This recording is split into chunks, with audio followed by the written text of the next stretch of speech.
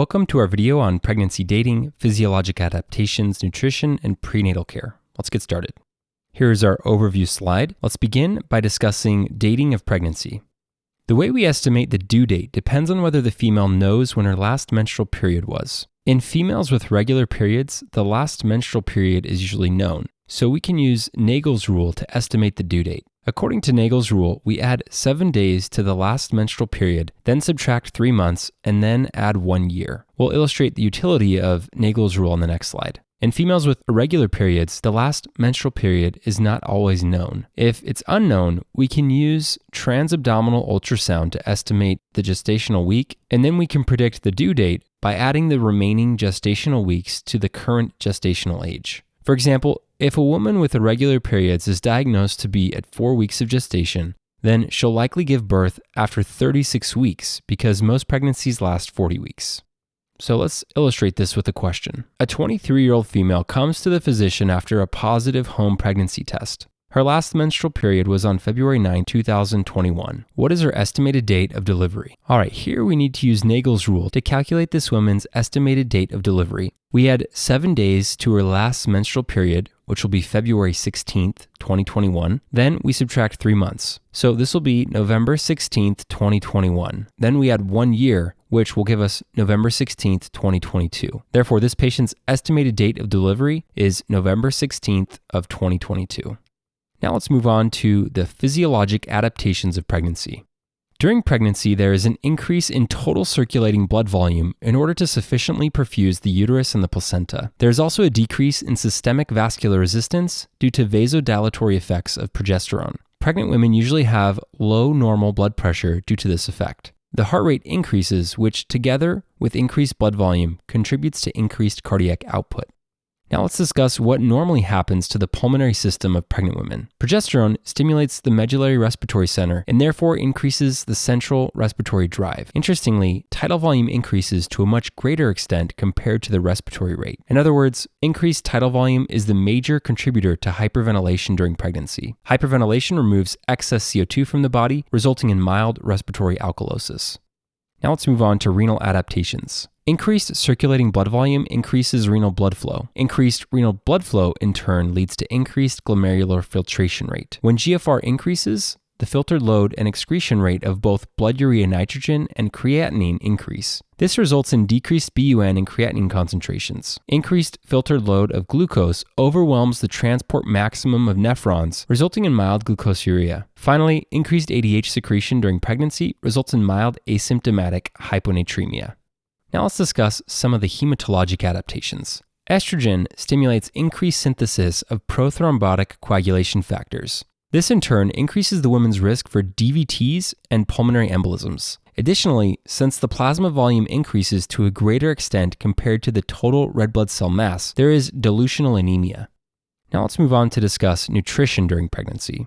First, we need to talk about how much weight a pregnant woman is supposed to gain during pregnancy based on her pregnancy BMI. According to the general principle, the higher the woman's pre-pregnancy BMI, the less weight she should gain during pregnancy. Specifically, if a woman's pre-pregnancy BMI is in the underweight range, that is less than 18.5, then she should gain anywhere from 12.7 to 18 kilograms. If her pre-pregnancy BMI is normal, meaning anywhere from 18.5 to 24.9, then she should gain from 11.4 to 15 kilograms in total. For a pre-pregnancy BMI of 25 to 29.9, a woman should gain 6.8 to 11.4 kilograms. And finally, women with a pre-pregnancy BMI of greater than 30 should gain 5 to 9 kilograms in total.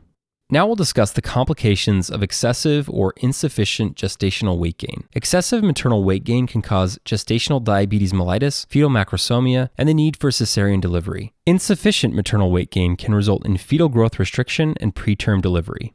Here we see a macrosomic baby, and please take a close look at the relatively large size of the neonate.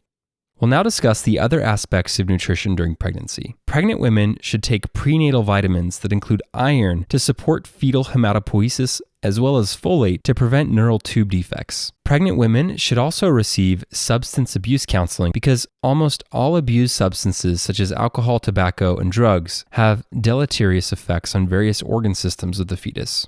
We should recommend pregnant patients to avoid eating fish with high mercury levels such as swordfish, shark, and tilefish because mercury damages the fetal CNS. Unpasteurized dairy products should also be avoided to prevent listeriosis and granulomatosis infantiseptica. Finally, raw fruits and vegetables should be cleaned to avoid toxoplasmosis.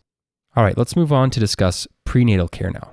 Here are several tests which we should order on an initial visit. We need to perform a complete blood count to establish the patient's baseline hemoglobin and assess if she later develops anemia. The blood type, Rh status, and Rh antibody screen is necessary to see whether there's any possibility of ABO or Rh incompatibility predisposing the fetus to hemolytic disease of the newborn. Urinalysis and culture is necessary to detect asymptomatic bacteriuria, which, unlike in non-pregnant women, is treated with antibiotics. PCR should be performed for gonorrhea and chlamydia. The VDRL will screen for syphilis, and we should also perform HIV testing. HB surface antigen is necessary to screen for chronic hepatitis B infection as well.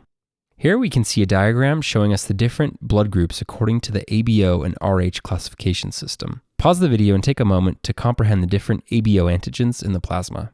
We cover this information in greater detail in several other lectures, so we're not going to cover this again now.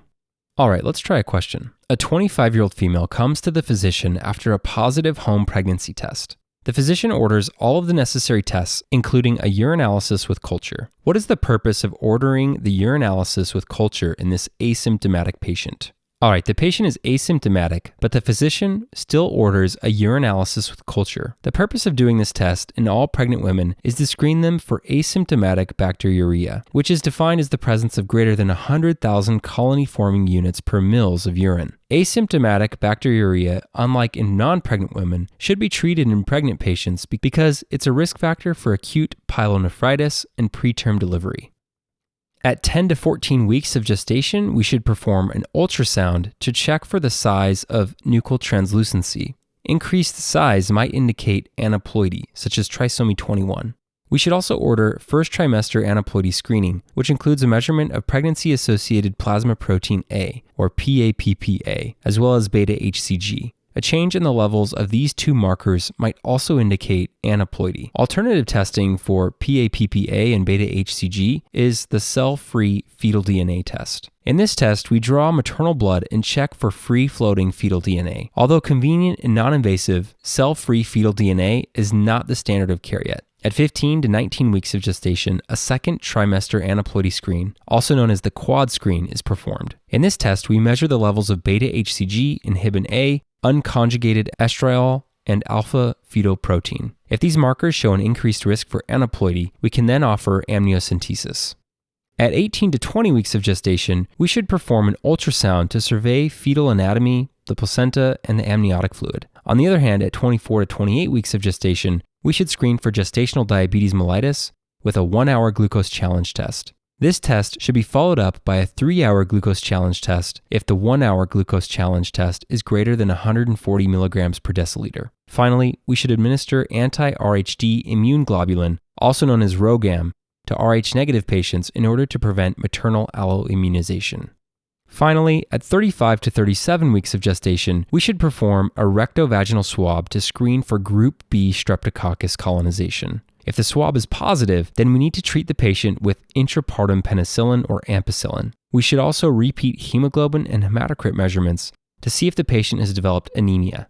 Here is a classic appearance of group B streptococcus under the microscope. We can see gram-positive cocci in chains. Here we can see the colonies of group B strep on blood agar. Note the clearing around the colonies, which is consistent with a beta hemolytic pattern. All right, let's wrap up with a final question. A 27-year-old G1P0 female comes to the physician at 34 weeks of gestation for a routine prenatal visit. She has no specific complaints.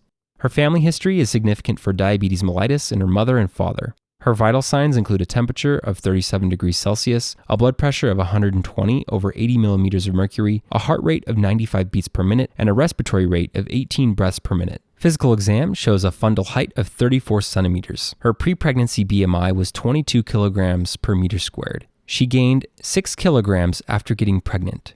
Which of the following is most likely expected in this patient? A. Macrosomic baby. B. Gestational diabetes mellitus. C. Need for cesarean delivery. Or D. Preterm delivery. All right, this patient's vital signs and physical exam are normal. Her pre-pregnancy BMI was also normal at 22 kilograms per meter squared. However, she gained only 6 kilograms. Recall that women with a normal pre-pregnancy BMI should gain anywhere from 11.4 to 15.9 kilograms in total. This patient is already at 34 weeks of gestation, and she's only gained 6 kilograms. So she has insufficient gestational weight gain. One of the most common complications of insufficient gestational weight gain is preterm delivery, because the fetus does not get enough nutrients to stay longer in the uterus. So the correct answer here is option D, preterm delivery. Again, here is the slide that we discussed earlier in this lecture. As we can see, insufficient weight gain usually causes either fetal growth restriction or preterm delivery, while excessive weight gain causes gestational diabetes mellitus, macrosomia, or the need for cesarean delivery. Now let's discuss why the other options are incorrect. As we said on the previous slide, macrosomia and gestational diabetes mellitus are the complications of excessive rather than insufficient weight gain. So options A and B are incorrect. Option C, need for cesarean delivery, is also incorrect because insufficient gestational weight gain is usually associated with low birth weight rather than a macrosomic baby. Therefore, this patient will likely not need a cesarean delivery. So again, the correct answer is D, preterm delivery. And that concludes this lecture.